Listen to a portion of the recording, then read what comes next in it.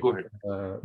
Bismillahirrahmanirrahim. Assalamu alaikum wa rahmatullahi wa barakatuh. Good morning, everyone, and welcome to this workshop entitled Feedback Sequences for Student Action.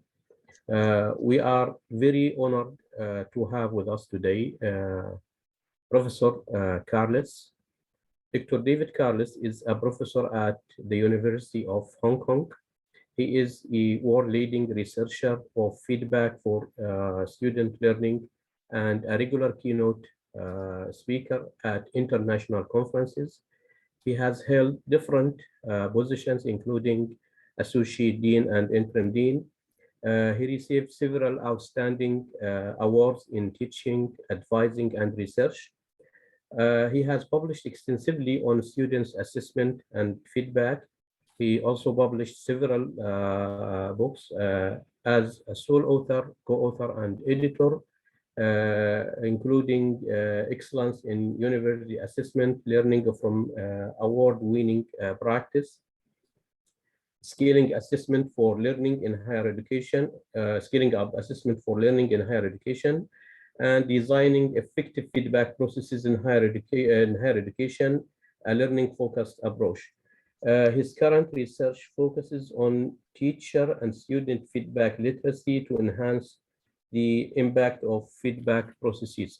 So without further ado, I will turn it over to Professor Carles. Professor Carles, the floor is yours. Thank you very much for those kind words, and it's a great pleasure to be with you today. The title of my talk, Feedback Sequences for Student Action. So a key message there in the title is that there needs to be a place for feedback to land, a place for it to go to. So if as teachers, we take the trouble to write some comments for students, we want the students to have an opportunity to use them. And that's going to be one of the key arguments of the talk. As you can see, I'm based in Hong Kong. The University of Hong Kong, just like your university, we do fairly well in the regional and international rankings. We're generally around number 40 in the world. We're an international English medium university. Obviously, most of our students are Chinese, but we have quite a few from around the world, different locations, including the Middle East. I've also put my Twitter handle there on the screen. I like to involve myself in debates around assessment and feedback. So if you're interested in checking out some of the feedback posts I've made, feel free to give me a follow at that Twitter address.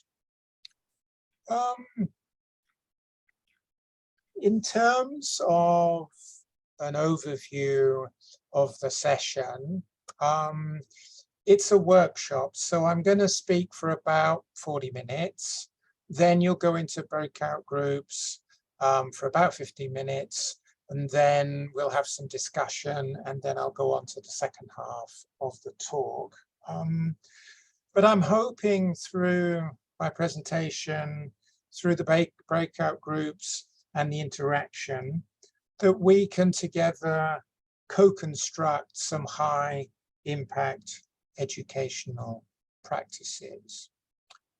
And I think you and I can co-construct today, but I think there's also the parallel message for feedback with our students, in that it has to be, I think, co-constructed and a shared responsibility. And I think one of the teacher responsibilities is to design feedback sequences.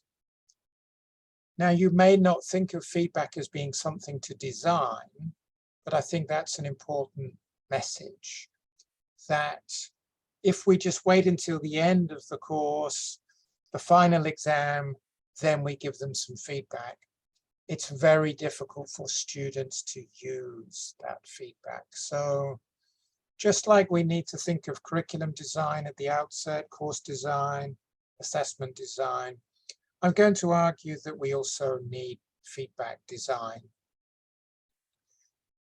For these designs to work, we need to capture some student motivation, capture some student interest, because feedback is a shared responsibility. So there are roles for teachers, roles for students, and these are enabled or facilitated by feedback literacy. Feedback literacy means the capacities to make the most of feedback opportunities. So teachers and students who have these skills and capacities are going to be better placed to make the most of feedback. I think, as well as some principles today, you want some examples. And I know your university is quite famous for engineering and business, and I'll try and draw on some of the disciplines that I think are most familiar in your university. But in the discussion, feel free to bring questions and comments from your own discipline, because assessment and feedback are quite contextualized. They are quite discipline specific. So what works in one discipline may need some adaptation for another discipline. And also, we're going to be looking at implications and to try and plan for action. I suppose I would judge the success of this workshop as partly whether it stimulates your thinking, but also whether it gives you some new practices or revised practices that you can actually implement with your students in the coming semester. So perhaps bear that in mind as we go along. So, as I hinted in my introductory comments, a key argument that I'm going to make is that feedback is only useful if students are able to use that feedback to advance their own work. Because as teachers, we don't want to spend a lot of time doing marking or grading or making comments unless we feel that it's going to help the students. So I suppose I could say feedback needs to be useful for students, but also satisfying for teachers. And I think maybe this is a challenge. So bringing a bit of support for my opening supposition, Dylan William, who's a mathematician and an expert on formative assessment, I think he's encapsulated one of my messages very nicely in this quotation. The most important thing is what students do with feedback. So we don't want the scenario when the teacher is working hard, grading the papers, giving the comments, but then the students are not running with that feedback or using it. So please bear that in mind. Feedback is about what the student does and its role in enhancing student learning.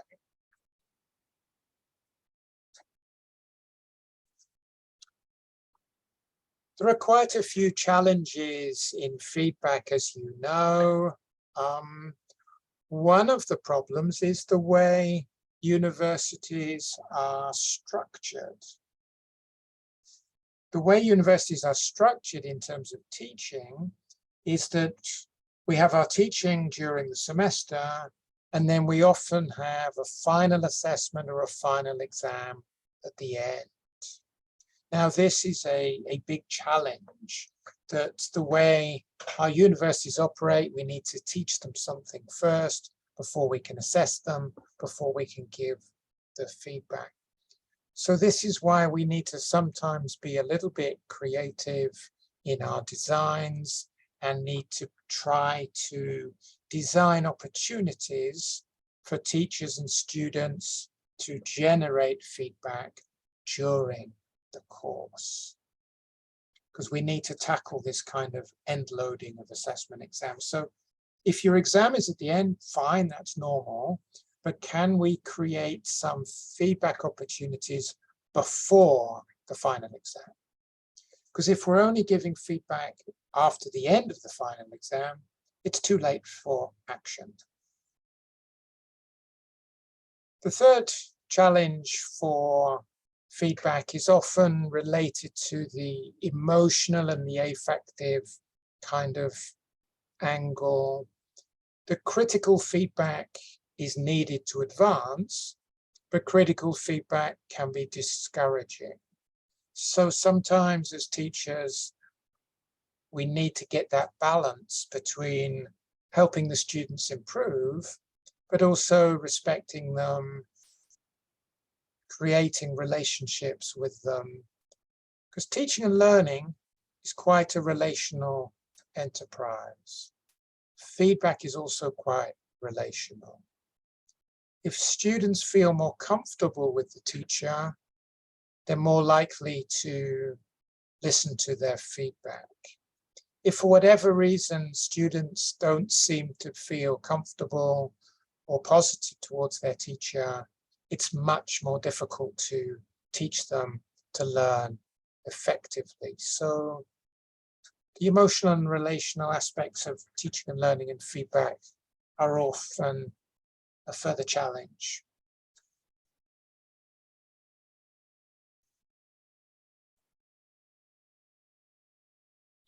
Designing is an underestimated and important part of feedback. If we wait until the end after the final exam, feedback is too late, the students are unlikely to be interested or take action. So the idea of feedback designs is to think not just of comments, but of the overall learning environment. Is the learning environment rich in peer learning, peer feedback? Are students encouraged to self-evaluate their progress? Surely this is one of the hallmarks of a university education, that students are becoming lifelong learners who can gradually make judgments themselves, can self-evaluate their performance, can identify how they can improve further.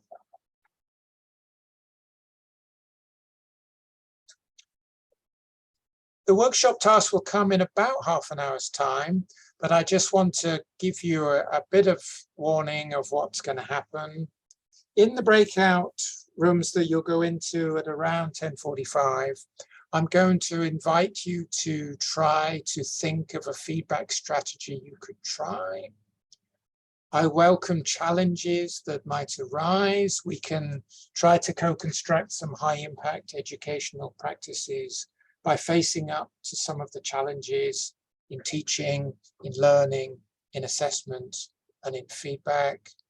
So I welcome challenges, problems, but also feel free to ask any questions, but also feel free to post any comments or questions in the chat, anything that you'd like me to elaborate on, anything you disagree with, anything you think needs more elaboration, so that we can make this workshop into a conversation and interaction to help you guys move forward in your assessment and feedback practices. So that's a little preview. What I'm now going to do is to give two examples mainly from engineering, that are giving some examples of how feedback is implemented in engineering. The first example is from my own research.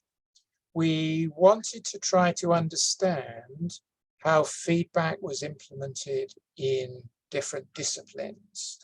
So in this university, we looked at education, we looked at medicine, we looked at engineering, and we looked at architecture. The example that I think most resonates with your university is engineering, so I'll focus on that. Our university, University of Hong Kong, is a research-intensive university, so the reward system is much more towards research than towards teaching.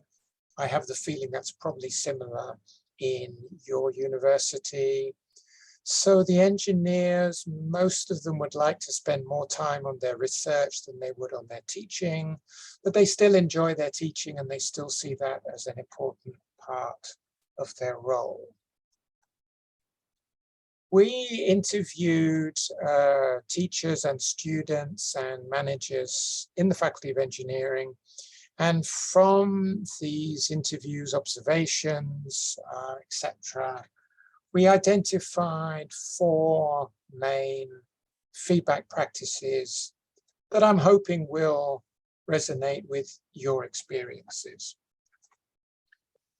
Because they often teach large classes, it's very difficult or impossible to give individual personalized feedback to a large class of engineers. So collective feedback, when they gave group feedback to the whole class, is one theme. The second theme, the students told us that they particularly valued peer learning. Second theme. A third theme was particularly in certain kinds of laboratory work and project work, the potential of oral feedback. Oral feedback is sometimes viewed as quite time-consuming, but in some ways, oral feedback is one of the most powerful forms of feedback because you can have a dialogue, a conversation. You can negotiate meaning.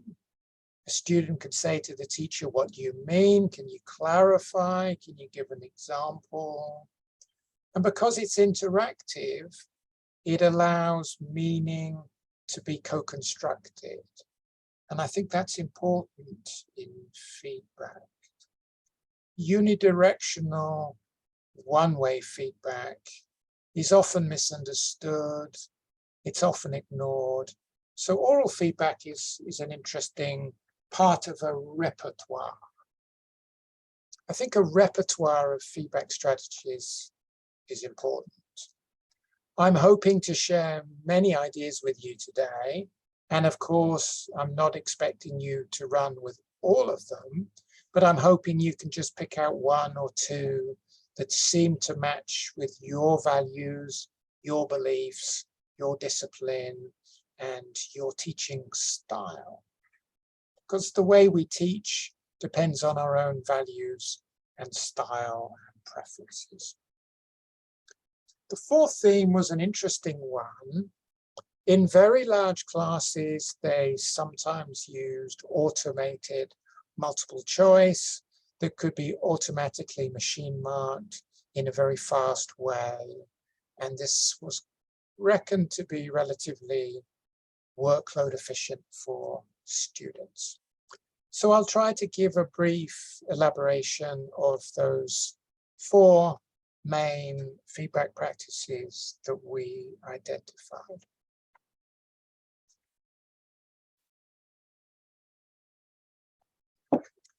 Collective or group feedback was one of the common practices that the teachers and students reported. One of the common assessment designs was a midterm test halfway through the course, and then a final exam at the end. And for both of these tests and exams, the teachers would produce a written summary of how well the students performed, the common errors that had been made, and the suggestions for improvement. The students found this slightly useful, but not very useful. The reason they found it quite useful is it gave an overview of performance, but often the students felt it was quite general and it couldn't really give them very specific hints. So quite useful, but not very useful. I asked them whether they could carry forward the messages from the midterm test to the final exam. And sometimes they could, and sometimes they were not able to. One of the challenges they reported was sometimes the midterm test was on a certain topic, and then the final exam was on a different topic, because the syllabus would cover different topics. So when the final exam had different coverage to the midterm test, then it was quite difficult for the students to be able to put into action the advice they received. The other slight issue in the collective feedback was the students were quite passively positioned. They were just receiving some inputs from the teachers and they weren't doing very much with it. But it seems to me that collective feedback is workload friendly for teachers. It's relatively useful for students, and I think it could be part of your repertoire. But I think it's particularly enhanced when students perhaps have to do a reflection on the performance or plan for future action, or there is a clear follow-through between the midterm and the final exam. Second key theme in the data was peer learning. The students often said to us the teachers, the professors in engineering were very busy with many jobs. They had their teaching, their research, their administrative role, a lot of things to do. So they often found that peer learning was a powerful tool. One of the powerful ways the students did peer learning was in learning from senior students. So the younger students often reach out to the more senior. So peer learning seemed to be part of the culture of engineering in our university. And I think peer learning is a very important part of learning and part of feedback. One of the excellent teachers we interviewed was teaching computer programming to her students. And as you can see in the visual, the students were often in a lab, and the teacher would go around and try and give them some advice on their computer program. This teacher tried to build relationships with the students. And as I said at the outset, I think teaching and learning and feedback are relational. And if the students like you, I think they're more likely to learn from you. So if we can show positive characteristics, such as enthusiasm and care and professionalism and trust, this can help to build up the relationship. So this teacher first would usually try to start a conversation with the student. How's your daily life? How's your accommodation? How are you feeling today? How are you getting through the COVID pandemic, etc.? So that was the first strategy, to kind of build up some relationship with the student. Then she would ask them to report on the progress of their programming, their computer program, and then she would try and give them some hints or tips.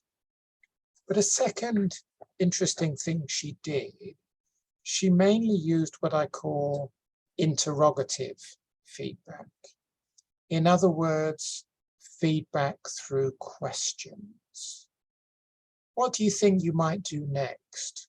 Why do you think your program isn't working? What are the bugs in the program? What do you need to tackle? And then they would try to have some interaction. I think that's an important idea, that feedback is not just teachers telling students what to do, but feedback can build on students' prior knowledge, their prior learning. And I think feedback at its best is an interaction either in writing, spoken, or digitally, that helps to advance student learning.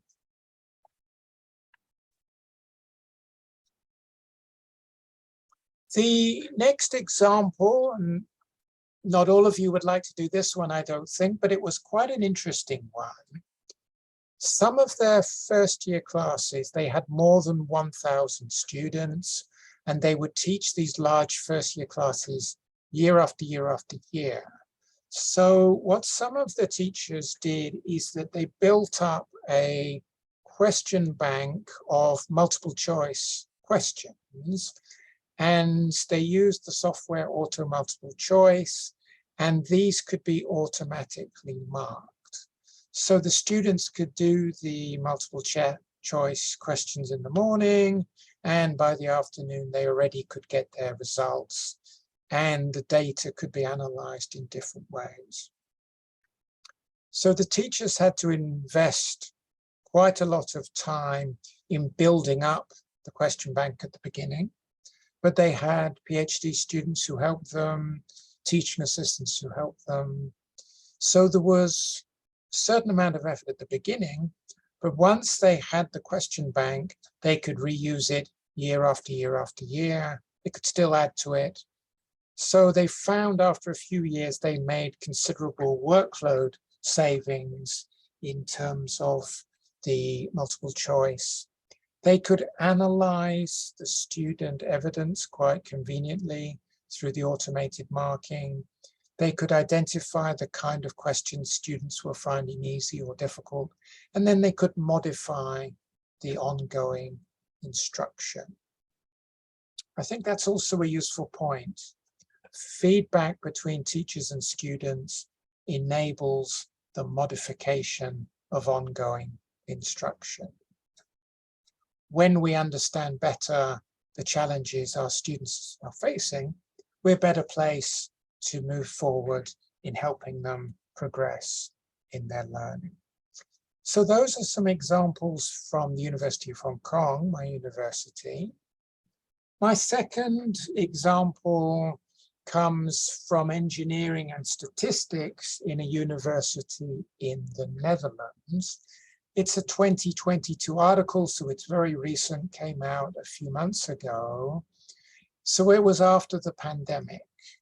And one of the challenges that most universities faced during the pandemic is, how do we do a traditional exam if we need to social distance because of the COVID cases?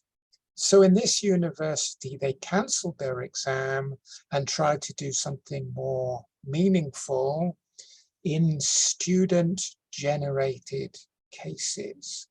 So they activated the students, and they found that it was more interesting and motivating for the students and more meaningful and enjoyable for the staff and the students. So I think this is a promising example that I will elaborate a little bit.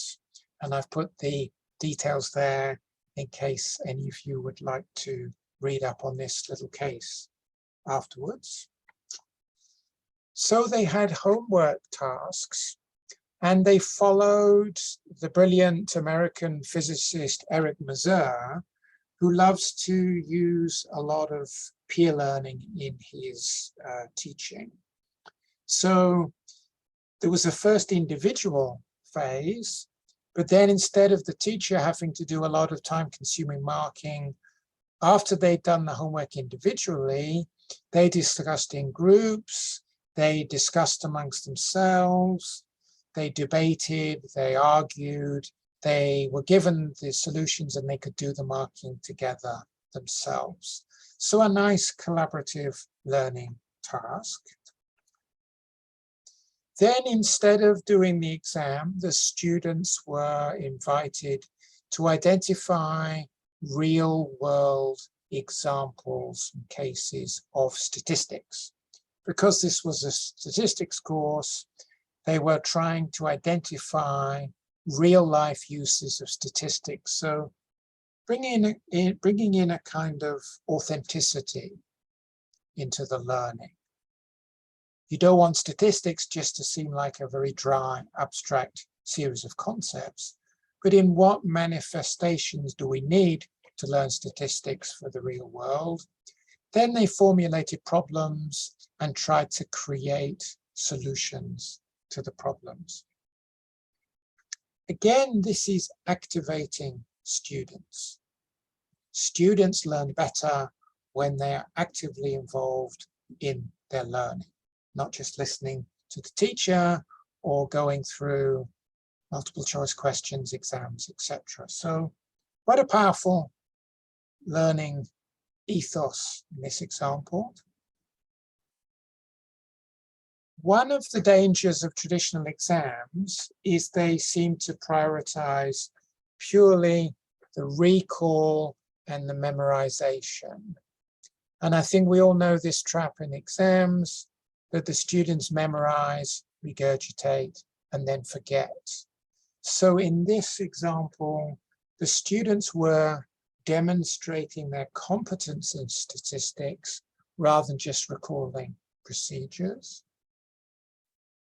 The second important outcome was spaced practice. Again, a danger with a final exam is the students only work hard in the final week of semester before the exam. With spaced practice, they are spreading their effort and their learning throughout the duration of the course. So again, positive outcomes there, learning gains, the students believe they learn better, the evidence was that they learned better, positive attitudes from the students, and satisfaction from the teachers. So that's what we're looking for. Positive learning, positive outcomes in our assessment and feedback designs. One of the facilitators for this project in the Netherlands in statistics was that they gave very clear guidance to the students. I guess we always think we try to give clear guidance, but if we want students to actively participate in our teaching, learning, assessment, and feedback designs, they need to be very clear on the steps they need to follow. They need to be clear what are the potential benefits. They need to be clear how they're going to learn and how they're going to derive value. The second facilitator was a continuity of teaching staff from year to year. The more times you teach a course, the better you understand the students and the material and the content, the better placed you are to give timely feedback to the students when you know the common problems students usually experience.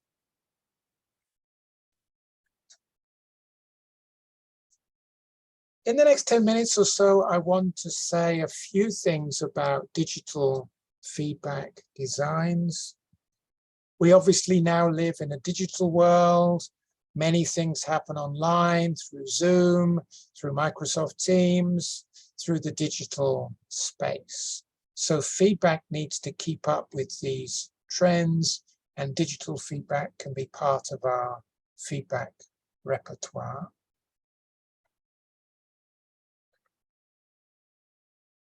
During the pandemic, we often had less face-to-face contact with our students. So instead of being able to give them oral feedback in the conventional face-to-face way, we needed to think of some different modes of engagement. One of which is audio feedback, the spoken word, spoken feedback. Another is video feedback that can be done via Zoom or through other video formats. And then there are other possibilities such as quizzes, discussion forum, discussion boards, and even the use of social media such as Twitter, which I use a lot for conversations with scholars around the world. So quite a few feedback options. One of the potentials of audio feedback as opposed to written feedback is you can develop the relationships, the rapport, and the nuance through the spoken word. For example, we can greet the student by name, we can give a friendly introduction before trying to give some judgment, appraisal, and advice and coaching about the student work.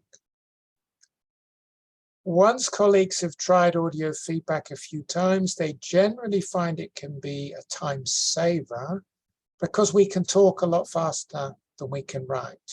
So even within a minute or a minute and a half, you can give quite a solid commentary to help the students move forward. An alternative to audio feedback is video feedback, particularly during social distancing, during the pandemic. The video feedback can enable gesture. You can see the face of your teacher or your students. You can build up some relationship. You can reduce isolation. You can show an ethos of care and trust and respect and friendliness. So audio and video feedback are two digital possibilities. But going back to the theme I introduced at the outset, they really need to be augmented or enhanced by some kind of student response or follow-up. So students generally like audio feedback or video feedback, but even more important is, can they use it? So it needs to be well timed. It needs to be part of a feedback sequence, task 1, feedback, task 2, or it needs to involve some student response, a question, a comment, or a follow-up, such as an action plan. In the maths and engineering and science disciplines, online quizzes are also very popular. But in this study by Forster et al., they found it was important that when the students got a wrong answer, they needed a hint rather than just being told the correct answer. And this kind of strategy was identified as helping the students learn better from online quizzes. So just to sum up that section on digital possibilities, one of the key issues is the learner generation of insights, that following the principles I outlined at the beginning, we need students to be active. Students can also be involved in peer-to-peer audio feedback, peer-to-peer video feedback. So again, coming back to that principle, designing for action, designing for uptake, and designing for student use of any feedback that's generated. Okay, in the last main section, before we go into the breakout groups, I want to sketch some challenges and possibilities for examinations. As I said, my university, University of Hong Kong, we're quite a traditional university, certainly in the science and engineering disciplines, in law and in business. It's been very traditional, conventional to have an exam at the end of a course. But during the COVID pandemic, we were generally not allowed to have exams in big halls. So this prompted a bit of reflection and some consideration of some alternatives. Now, exams, they have pros and cons, don't they? Maybe we often think an exam is fair. Maybe it can be marked in a rigorous way.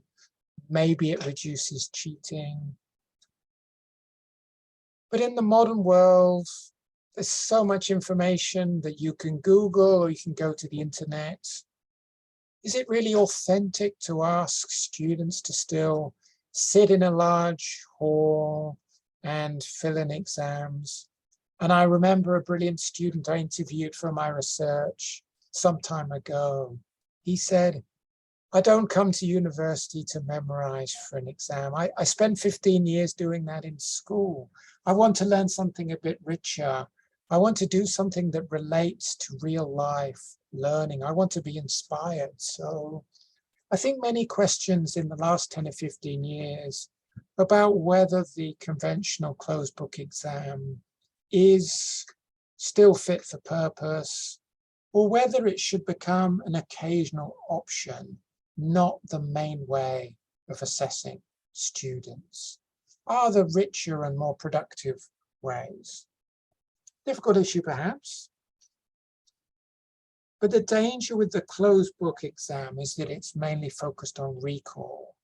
Surely the businessmen, the engineers, the doctors, dentists, professionals of the future, they need to be focused on application more than recall. But maybe it's a continuum.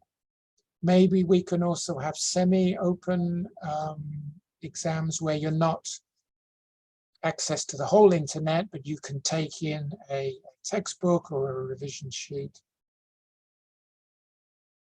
One of the findings around the world in recent years when students were allowed to do open book exams is actually students were not very familiar with them. They didn't really know how to prepare. So the problem in an open book exam for the students was managing your time, because they wanted to look at their materials, but then they didn't have time to finish all the exam questions. So interesting issues there.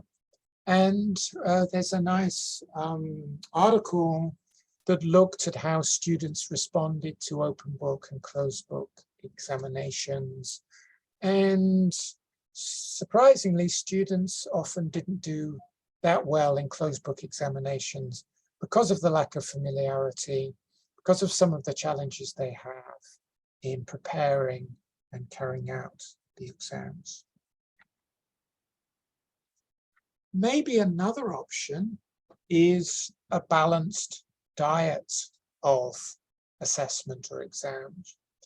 So there could be maybe at the end of the first year, a closed book exam for the learning fundamentals, the basics, and then maybe we might move towards a sequence of semi-open book or open book exams. But I guess what worries teachers the most is collusion between students, and sometimes there are rather clumsy means of proctoring and trying to observe them through the webcam to check whether they are conversing with somebody else. But that tends to be quite intrusive into the privacy of the students and their home life. So tricky challenges there in terms of exams. And I'm interested how you handle some of these issues in your university. As I said, I like to enjoy the debates on Twitter, and I quite like this quote. If you're worried that the students are going to cheat on their assessments, then maybe try to create a better, more authentic or more meaningful assessment. And what we did in my university during the pandemic, when we couldn't do sit-down exams, is many of the teachers used oral assessment. They tried to make it workload neutral. So setting and marking, or particularly marking an exam paper, usually took them 10 to 15 minutes. So the oral assessment was timed to be 10 to 15 minutes. And they had a team of oral assessors, and throughout the day, each student will be asked a series of questions about the content that they'd learned and have a conversation. And the students quite enjoyed this. The students found it quite challenging. The students felt under more pressure to perform in an oral assessment. They didn't want to be embarrassed and lose face if they couldn't reply. The teachers also quite enjoyed it. They found it more interesting talking to the students. And they also found that after 10 minutes of conversation, they could actually get a very good judgment of how good the students were. And they could push the students who were stronger higher, and they could support the weaker students. So oral assessment is another possibility in terms of an alternative to exams. Okay, well, I've been talking for 40 minutes or so. So what we're going to do now is we're going to go into the breakout groups, and I think your university colleagues will set you up into these breakout rooms. What I'm hoping is that so far you've maybe got an idea of something you'd like to try. Maybe you've identified some problems or challenges either from before or during my speech. And I welcome you to post questions or comments in the chat or raise them orally after you've had a little bit of time. So what I'm hoping is after the breakout rooms, you can share some ideas, raise some questions, and we can have a little bit of a conversation so I can help you to try to co-construct some high-impact educational practices that is part of our mission today. So I think we're going to have 10 to 15 minutes for these breakout groups set up by the organizers. Thanks and see you soon. So Carlos, can you post the questions on the chat for the questions in the chat are welcomed. For the breakout? No, I mean the questions for the breakout room activity. Can you put it in the chat? What you need? Oh, you mean now? What you need the participants to do in the breakout rooms? Yes. Well, hopefully it's on this slide. So are there any feedback or assessment strategies you'd like to try? Secondly, are there any problems, challenges? Thirdly, questions you have. Okay. So something to try, problems or challenges, any questions? Okay, I will start the breakout rooms now in a couple of seconds, and you should be able to join automatically in the breakout.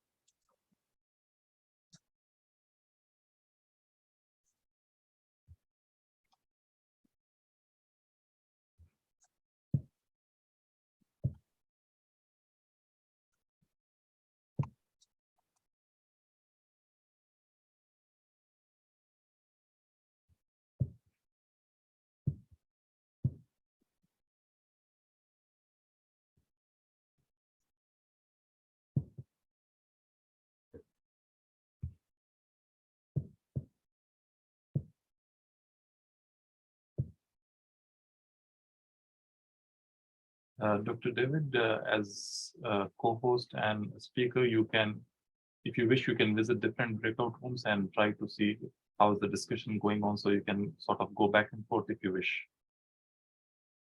Okay, thanks.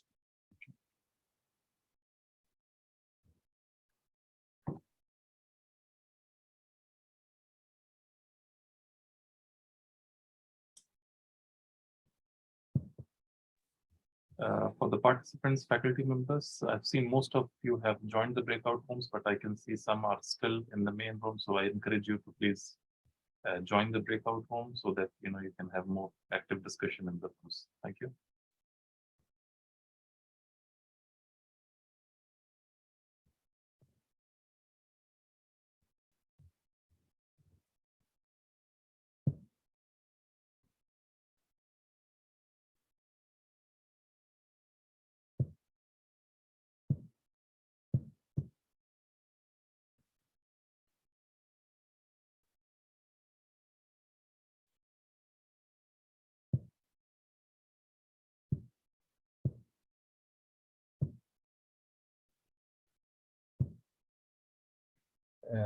I can still see some uh, uh, people here in the many actually in the public room. Are they facing any problem to join the breakout rooms?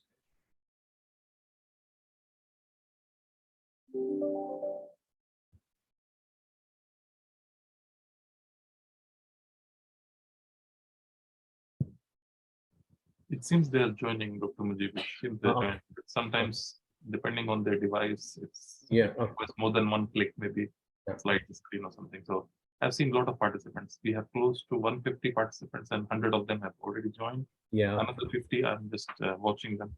Maybe they might join soon. So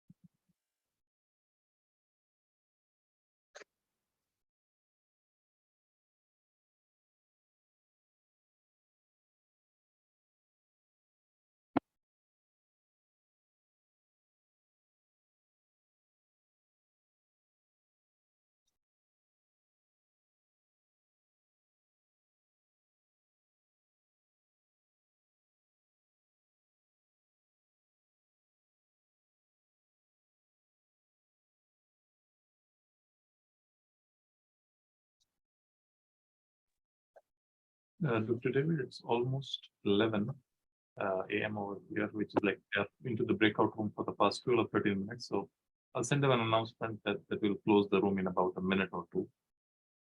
Fine. I hope that's Good. Good, thanks. okay.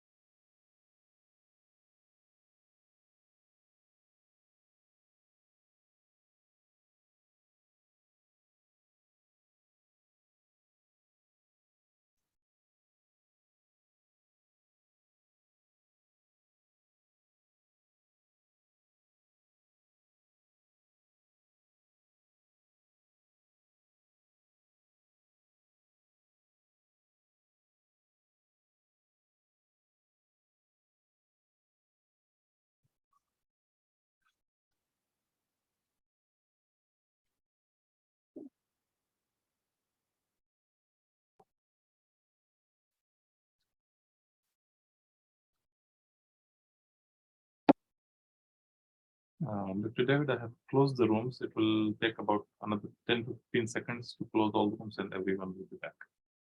Okay, thanks.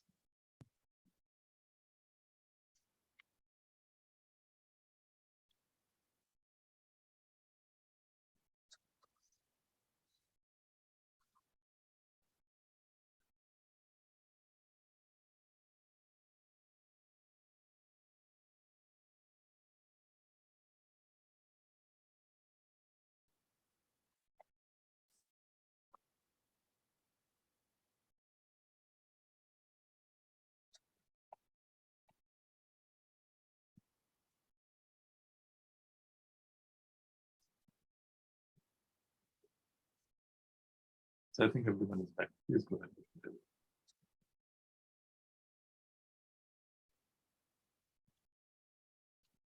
Okay, if everybody's back from the breakout rooms, could I invite some colleagues to share some of what they discussed in their breakout room? Yes, I'm group 3, if you don't mind, I'll start. I'm Ahmed Bandania. Thanks, great. Nice to meet you. You want me to start? Yes, please. Okay, we had a quite great discussion, actually, you know, a lot of participation. We were about 13. We discussed the automated and the multiple choice questions where we could, for example, one of our colleagues said that we use the Blackboard where it's possible to give feedback why such answer is right, why the other is wrong. Some other colleagues said that, yes, we could have some discussions about what we could have the group discussion about the common mistakes. Another participation because of the assessment that should be really varied. So we have the short answers, some kind of design, and then one of the suggestions that a survey is given after the exam. What did they think about the exams, the difficult questions, the timing of the exam, the time allotted to the exam, etc. One of our colleagues said the most significant feedback would be the group discussions that students are given, but the problem is that it is time consuming. Most of the discussions then went around that. One of our colleagues suggested that we use different answers and with some wrong answers and find out, you know, and how students would see that the answers were wrong and the discussion is given. That's why Professor Abido is very experienced in electrical engineering. These were the main things. So we tried to give, you know, the group, the kind of group feedback, the automated feedback, discussions, surveys. The problems that the group discussions and so on are time consuming. So these are some of the problems. The group discussion and the video that Dr. Ahmed has shown that when there are problems or with students and he makes videos, he finds that students were not looking at those videos. This is one of the problems, that students do not benefit from that. The questions that or the main questions that were given, what would be the best kind of feedback that we give to our students? Thank you, and I hope I haven't taken too much time. Brilliant. And I hope that I have summarized all what my colleagues have said, or the main points that my colleagues have said. Thank you. Yeah, great sharing. Maybe I could pick up one issue of time consuming.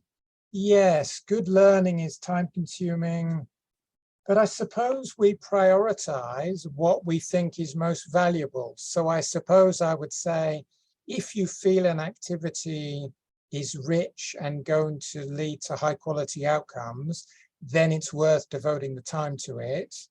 If on reflection, you think you spent a lot of time on something, it was time consuming, but it didn't really derive powerful learning processes, then maybe it's time to reconsider. But I suppose we want to devote time to what we think is most valuable. But brilliant, thanks Ahmed and your group. Another breakout group to report back, please. May I start? Please. Yes, I am from Thank group you. one. We're discussing in the group different issue, and the most important issue, how can we keep our students engaged? By breaking the ice at the beginning, trying to motivate them to express about their comment. And I wanted to add to what Dr. Ahmed Bandania mentioned. Group discussion is something very important, but we have the same concern about the time consuming. So we discussed that if we are using the collective feedback, in addition to the automated feedback, we have to create interest for the student. So the student should be interested about the feedback that's provided from the instructor to the student and try to get a benefit of this kind of feedback.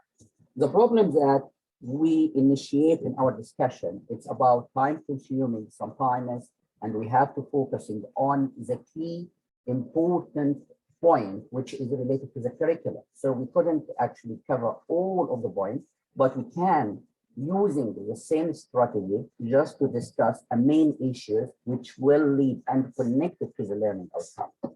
And we suggested in our group that identifying real life cases which is related to the course, which help the student to make a link between what they are studying theoretically, what they need, and apply it in the life situation, in different life situations.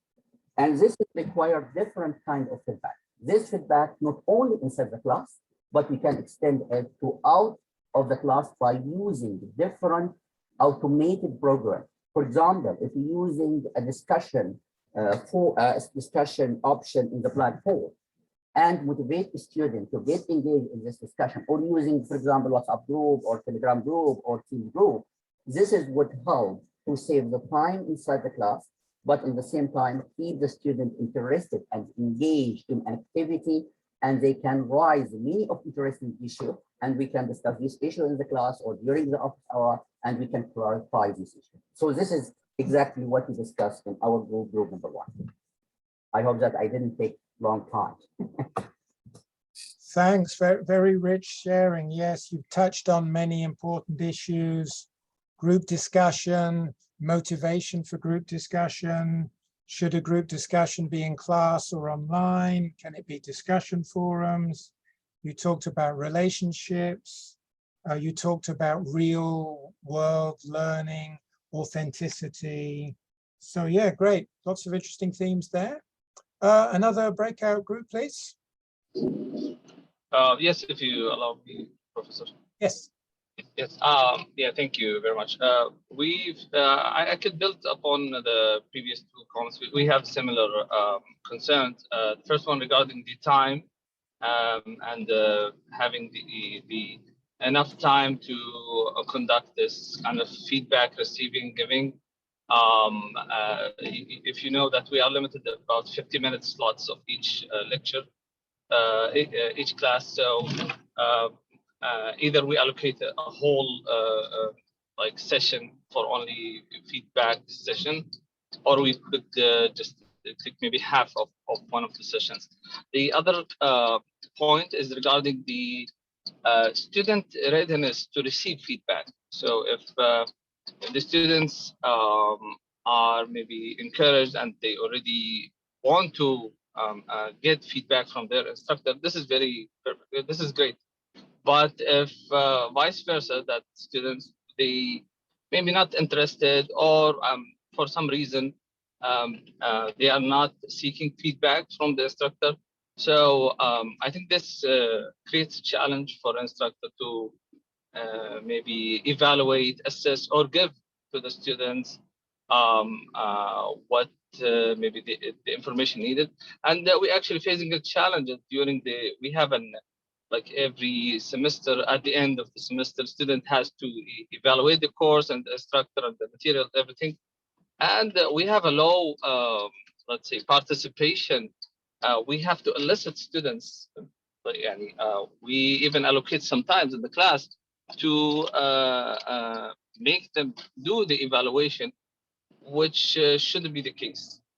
So I think I hope I covered the 3 points that we have discussed in the group. Great. Thanks. Perhaps I could just respond briefly to each of those 3 themes. The first one, time. Yes, academics, we never have enough time. So maybe we can try to organize the feedback at the time when it can have most value.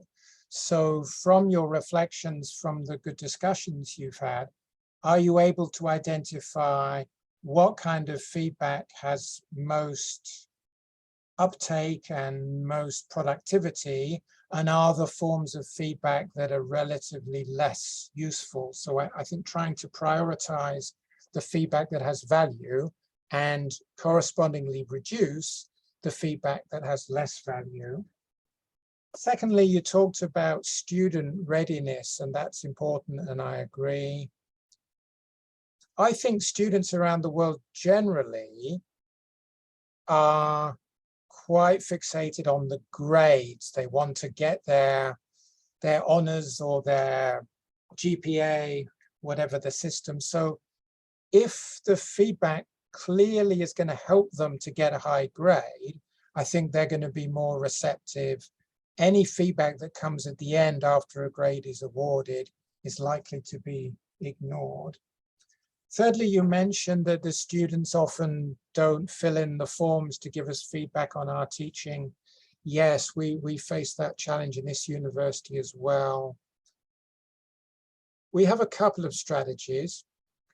One of them is we try to model for them that we are active in using their feedback. So at the beginning of a semester, we are supposed to tell the students what feedback we received from students on the previous running of the course and how we have used that feedback to enhance. So we're trying to demonstrate to the students that we do study their feedback carefully and we do actually use it. Didn't solve all the problems, but it was a help a little bit. The other thing is some of our colleagues like to collect feedback from the students halfway through the course, because any feedback at the end from the students to the teacher can't really benefit those students because they finished the course. So we did try to ask them halfway through the course, what do you like so far? Anything you don't like so much? Anything that could be improved? Any other comments? So I think feedback from students to teachers shares some resonance with feedback from teachers to students in that the timing is critical, the motivation and the opportunity to act. Yeah, we've still got a bit of time, so could I have a couple more breakout groups to share some insight? Yeah, hi, this is group number 4. This is Dr. Abdul Samad. The discussion that we had and most of the during our discussion, we came to a conclusion. Maybe is that the verbal feedback is very effective, but some of the reservations that we had was when we decide upon the verbal feedback, that is one-to-one feedback kind of thing to the students, the size of the student, the size of the class is going to matter a lot. Because if the size is like, the size has to be optimum, maybe around 20-25 students, but if it goes beyond it, then it will be very difficult to implement this kind of a feedback in the class itself. The other discussion that we had was also on the type of assessment, like the more traditional assessment or any other type of assessment kind of thing. So one of the things that was raised by one of the colleagues is like the type of assessment is dependent upon the level of class that you are teaching. For example, if you are teaching a 2-level course, then definitely a traditional assessment kind of with the midterm exams and the final exams would do. But if we are teaching a more mature class, which is a senior class, then the type of assessment can be changed and we can come up with some nice innovative ideas to have those kind of assessments. The way the students are more receptive and more mature for those kind of assessments as such. So the two things that we identified was for the feedback, the size of the class matters, and the assessment, the level of the class will definitely matter. Thank you. Brilliant. Yes, I agree totally. Oral feedback probably only really feasible in a smaller class. With the large classes, maybe we need to give examples, maybe we need to try the automated systems or peer-to-peer feedback. And yes, the kind of assessment design is going to depend on the topic, the level, the discipline, etc. Brilliant. Another breakout group, please.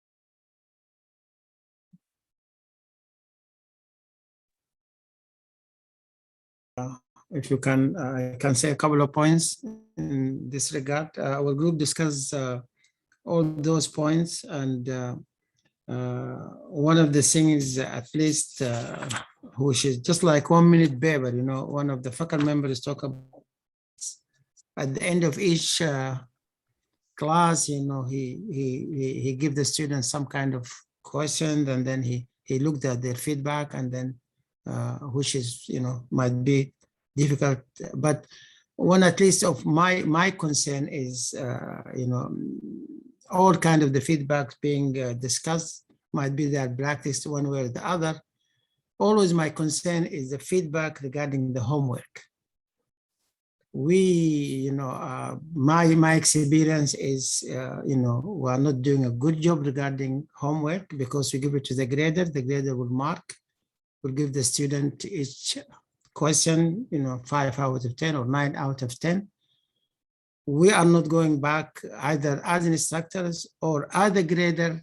We are not going back and really giving a feedback to the students on their mistake, on their home, you know, work.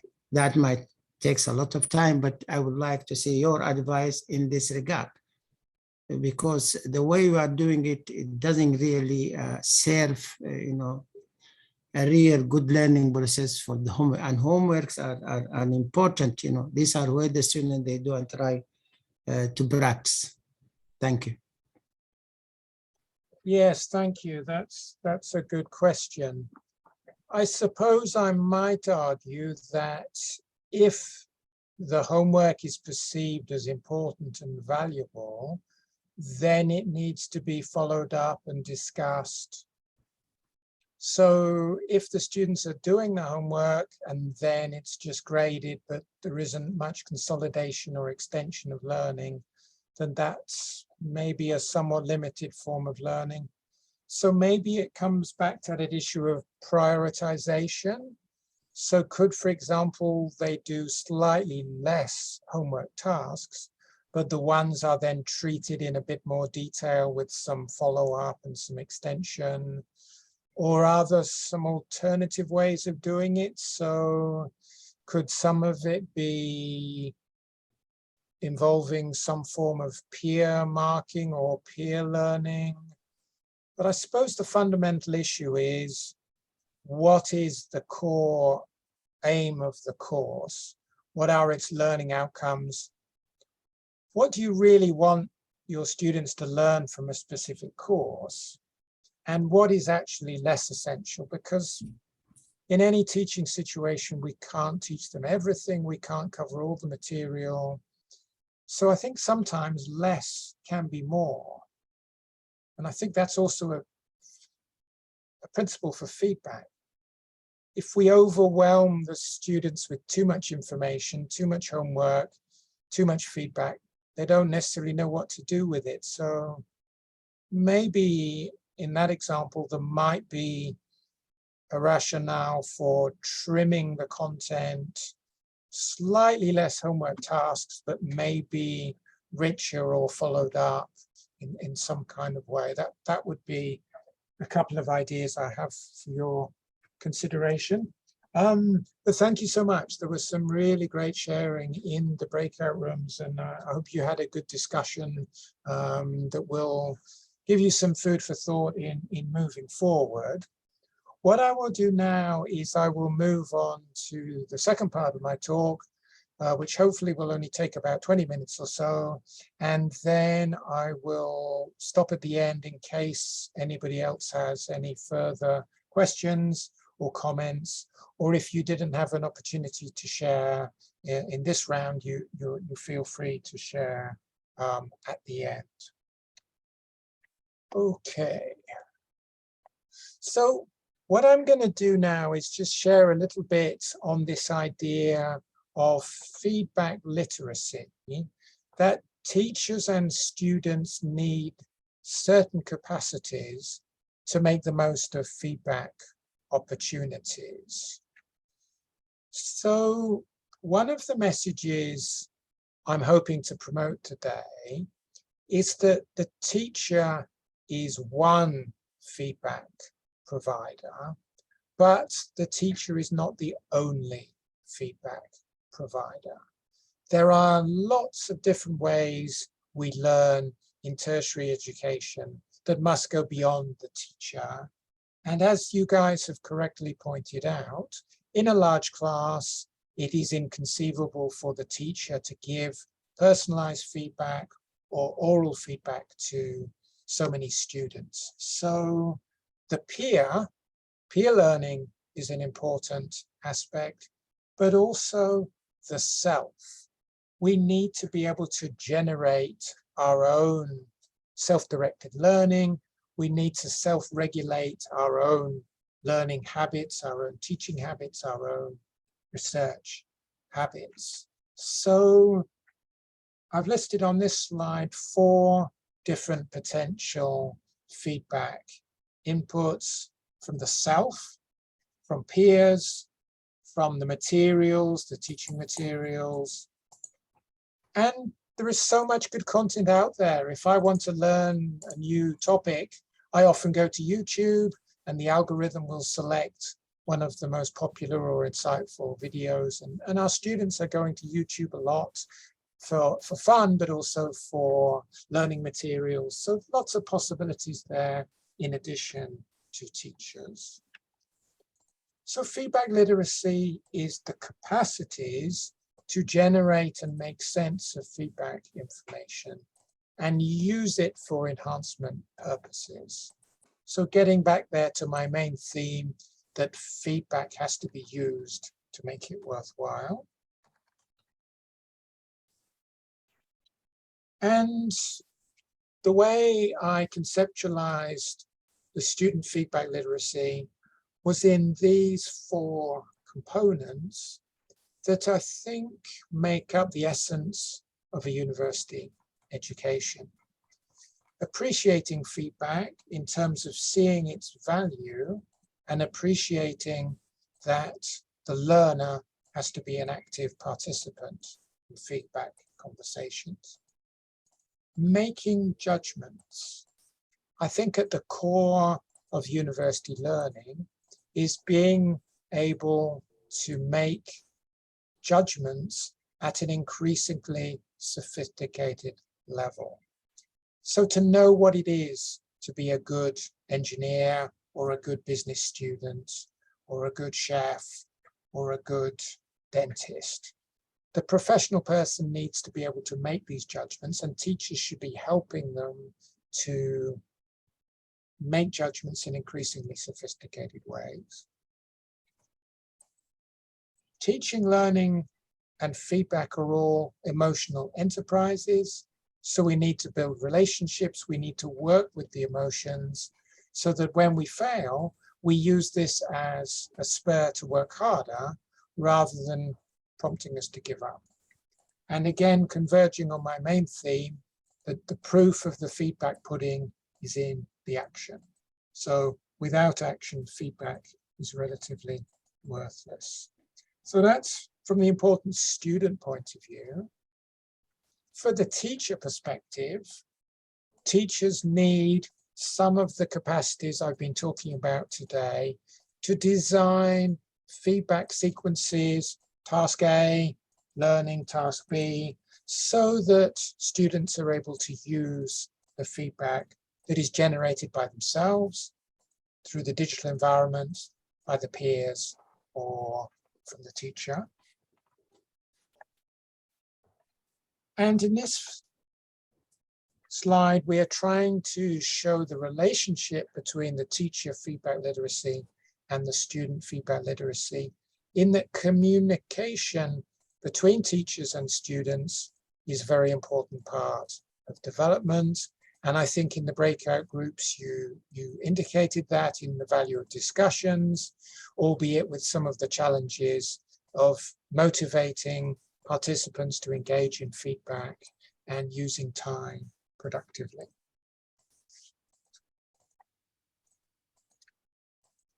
It's quite a hot topic at the moment, feedback literacy, and my colleague Yusuf Neiman and I recently did a review, and we found out that actually of the first 49 articles on feedback literacy, many of them in the last 2 years, STEM was still an underexplored area. So if any of you are interested in doing some research in this area, I think it would be particularly welcomed.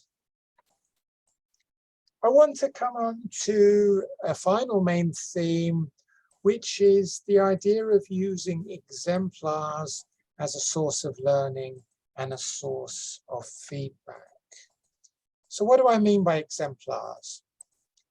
Exemplars don't have to be excellent or exemplary. Exemplars are samples of a range of quality. They can be from the internet, they can be from previous students, they could be generated by yourself or others. And if you think back to when you did your higher degree study, when you did your doctoral degree, most of us, one of the first things we do is we try and find some examples of a doctoral thesis in our area. So I think learning from exemplars, learning from samples is a fundamental way of learning. But we don't want the students just to copy the exemplars and see them as a model answer. So what we generally recommend is that students will analyze several examples of different levels. They can try to work out which one is better and why, and then they try to have a conversation with the teacher where it can be in a whole class format, where the teacher will try to elaborate the strengths and weaknesses of the samples of different levels. Now, sometimes traditionally we used to give examples at the beginning of a piece of work, an example essay, an example laboratory report, an example of a project, an example of a research design. But we worry in the last few years whether if we give examples at the beginning, are we reducing the student creativity and the student potential to create something novel themselves?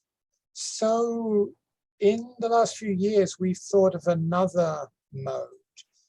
Maybe get the students to do some work first. They could do a draft or an outline or a synopsis, an abstract. Then the exemplars act as the feedback. So this is changing the design sequence a little bit. Get the students to do something first, then show them some good examples to guide their work. But both options to me are feasible, but we just don't want the students to just see an exemplar as something to be copied. We want them to try to bring in their own thinking. And this kind of sequence where they do something first can be helpful in that way.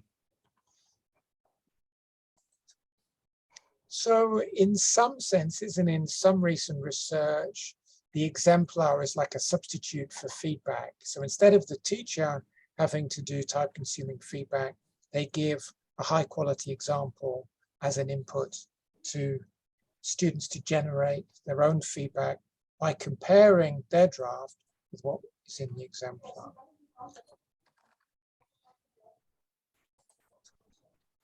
Students also appreciate exemplars of exams. So in this research, they had a research assistant who could type out some of the exam scripts, and then they were shared with the students. And the students found seeing previous exam answers very helpful in revising and preparing for the exam. So again, we're getting the input at the right time. The feedback for the exam needs to come before the exam. Slightly paradoxical, but if you wait until after the exam, it's finished. So it's too late for action. So can we prioritize the valuable time where the students can take action? So previous exam scripts to feed into the revision process before the exam.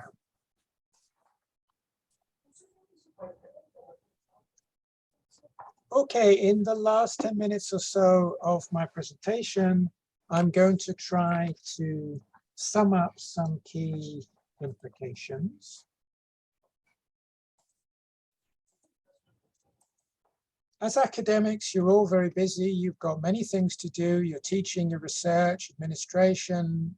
So time is precious. So therefore, we need to try to prioritize the teaching and learning activities that are most valuable. We need to try to prioritize feedback when it can be useful for the students.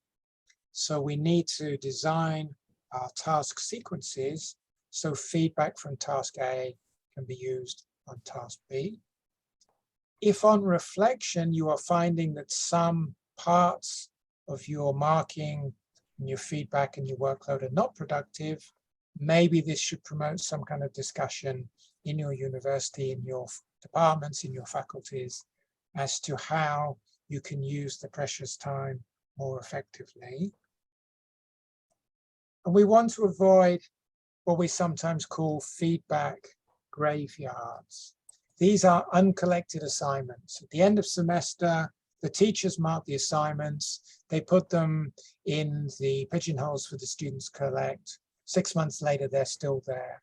Because the feedback was too late, because the course had already finished, the students saw no need to collect the feedback. So a lot of wasted time and an effort that maybe we need to try to tackle. So to try to sum up, I had this rather confusing title for some of you, which was about feedback sequences. I hope this slide clarifies it a bit better.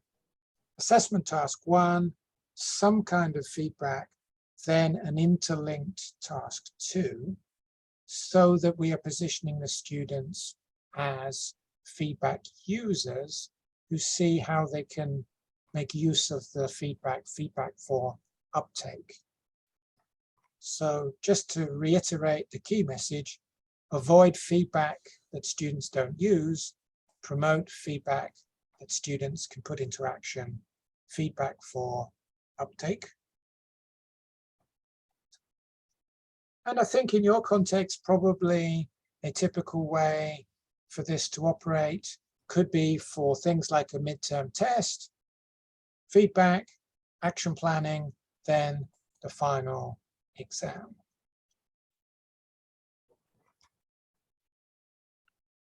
I referred earlier to collective feedback. Here, I'm trying to give you a user-friendly form you could use. This is a collective feedback report. So the students, this was in University College London, very strong university, and good at research, good at teaching, fantastic university. So here they were using a midterm feedback report, trying to give a forward-looking summary for the students. So 4 themes: positive features, issues the student didn't seem to understand, then importantly, how to develop the understanding further, steps to improve future work. So I hope that's the kind of form you might be able to adapt for your own feedback practices, balancing a summary of what the students have done before with, in addition, some forward-looking plans for the future.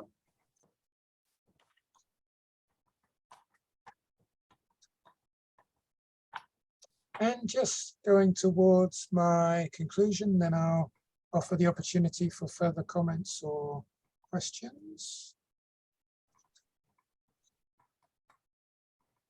So one of the things I'm arguing for is a slightly different teacher role. I'm trying to suggest that your role is less to give feedback to every student, because this is probably impractical in large classes, and it's probably making the students too dependent on the teacher. To be worthwhile university students, they need to be able to think independently.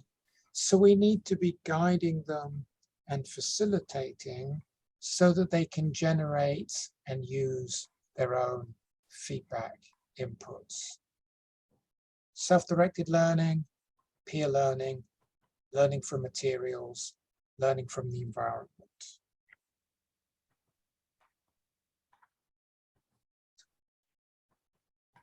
And I'm going to end with 5 propositions. I've tried to exemplify the relational aspect of learning, that particularly for feedback to work well, students need to feel some rapport, some care, enthusiasm, and trust. I've suggested that sometimes students and teachers don't always have to be learning together. We can also be using students and students, that peer learning is an important part of authentic learning, and it's an important part of tertiary education. Thirdly, I've been trying to argue and exemplify that students need to be active in learning and active in the feedback process through peer feedback, self-generated feedback, and feedback uptake. Fourthly, I've suggested that feedback needs to be designed. We can't just wait till the end and hope that it miraculously works out. We need to design these sequences of task A, task B, midterm, final exam, sequences where students can tackle their learning problems, generate feedback, and use it for productive learning. And fifthly, that in the digital space, not only do we need to provide information, but we need to facilitate action, sense-making, and use of feedback. So the organizers have my slides, and I'm sure they will make them freely available to you. For those of you who are motivated to do some further reading, the references are all there. I also have a book that came out a couple of years ago, and maybe you'd like to have a copy for your university library. It's called Designing Effective Feedback Processes in Higher Education, a Learning-Focused Approach. But I'd like to use the remaining time for any further questions or comments from any of you. So thank you so much for being with you, and I hope we can use the remaining time for a bit more discussion, questions, and comments.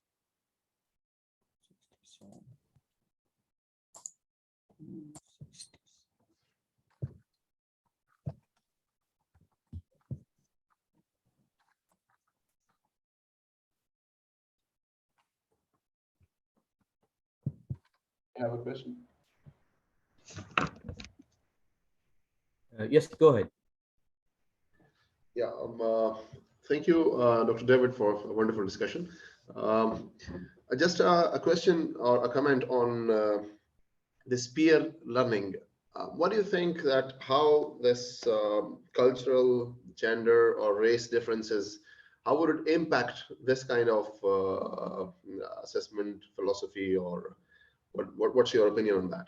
So that's a common issue in tertiary education. Do you have people from different gender, different race, different culture? So how would we be effective under these situations? Yes, that's a good question. Even when you have the same gender and the same race, you can still have problems in peer learning. I suppose I have a couple of angles. One of the things is there is a lot of peer learning going on spontaneously that we don't necessarily know about. So the students will often gravitate towards their friends, towards their family members, even towards their parents. So they will do a lot of peer learning spontaneously.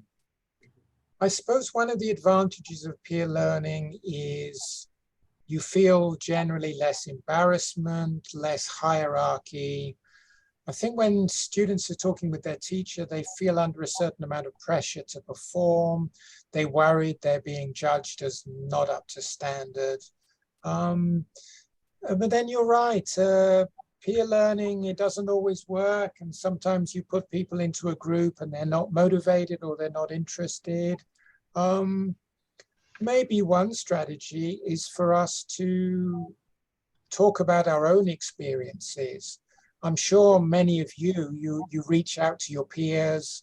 When I'm working on a research article, I will often show it to one of my friends or colleagues, and sometimes we'll go out for lunch and have some academic discussions. So to me, peer learning is one of the fundamental ways that we advance. And it's a way of developing relationships and friendships, but I totally agree with you. It doesn't always work, and maybe we need to perhaps let the students guide us and find the kind of forms of peer learning that work for them. But yeah, good question. Thank you. Can I have one more question? Sure, go ahead. Yeah, that is regarding the continuity of the action plans or whatever corrective actions we suggest based on the feedback analysis. So what do you think in this case, how important it is for an instructor to continue the same course in the next semesters, and especially once he sees a different cohort in the next semester? So whatever he planned before, how can he then rethink or reevaluate whatever he thought was on a different cohort? So how would it work? Yeah, I think in general, if you can have continuity of teaching, it does help.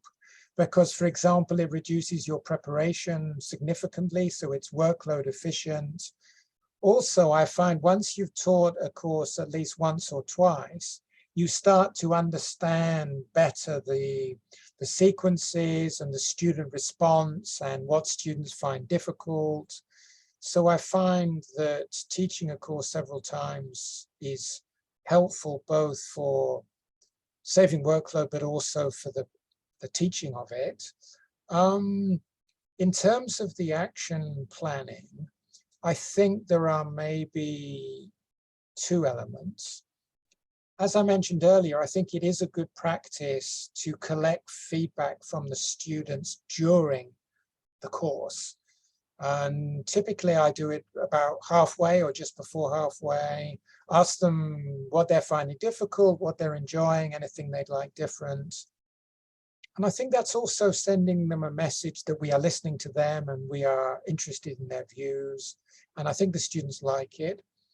But then back to my other theme of feedback action, if students do an assignment or a homework or a test, and you've given them some feedback, I think it's worth them spending some time reflecting and trying to identify their strengths and weaknesses, and then maybe making an action plan for future improvements.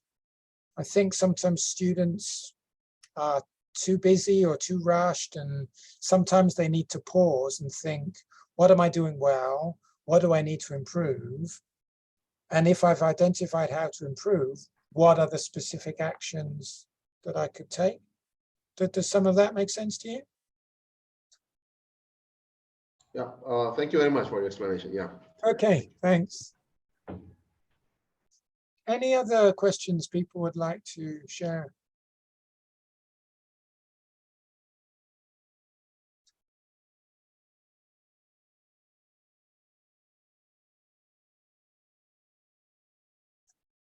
Okay, if there is no more question, then just one last. I think there's a question. Yes, go ahead. Yeah, Victor. yeah. So thank you very much for the presentation. So earlier in the presentation, you have stated that one of the challenges is that the midterm or any other assessment is based on one topic, and then we have another assessment based on another topic. So how to carry the feedback from one assessment to another, to a different assessment on different topics?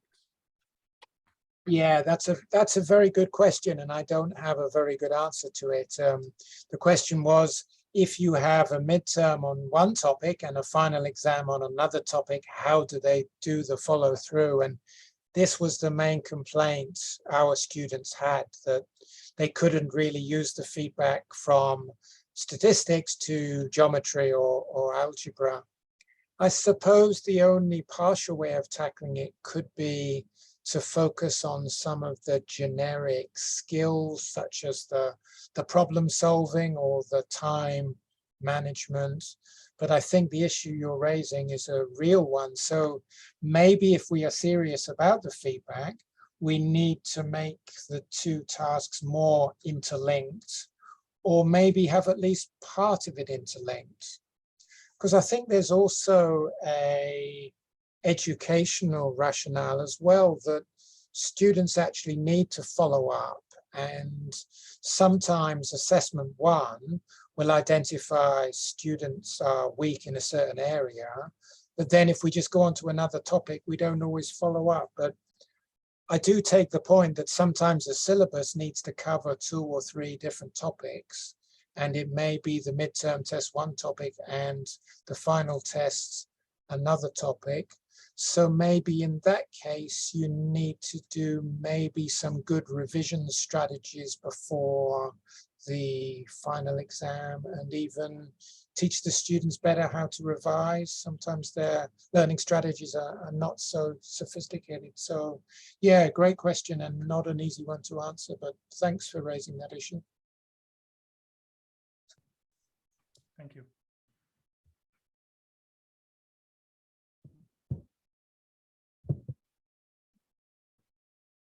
Any other question?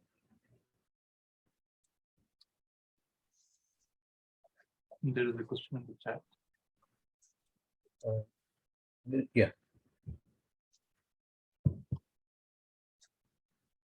Yeah, there's a question in the chat about data for how feedback improves the teaching and learning. Well, I think one of the simple ways you can do is to look at, say, the midterm versus the final exam. So if the scores seem to be increasing, that's a positive sign. We can also be trying to collect qualitative evidence of improvement. But yeah, that question being raised is an important one. What is the impact? We want to be seeing some kind of impact, and we want to be investing in high impact teaching and learning practices, and maybe not so much in the low impact. So I think that's part of your agenda moving forward, is identifying and moving forward with high impact educational practices.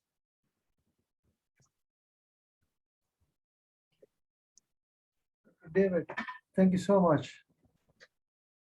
Thank you. I have a quick question that, did you find something specific that we should, or maybe an approach that you found that we should avoid? Like you said, like that was found to be like a negative approach? Yeah, I know what you mean. I think avoid giving too much feedback after the final grade is awarded. So if you have a final exam and you've given them the grades, don't spend too much time giving a lot of comments, because there's nothing they can do with those comments, really. Of course, a very super motivated student might store the comments and then revisit them many months later, but that doesn't often happen. So I think invest your feedback when the students still have an opportunity to use it before the final grade is awarded. And then I think also try and activate them as peer learners and self-reflection, self-evaluation, because university education, there are too many students, you don't see them often enough. The teacher cannot do everything themselves. So I think we've got to create a culture that promotes and encourages independent learning and peer learning and self-directed learning. Great. Thank you so much, Dr. David. Thank you.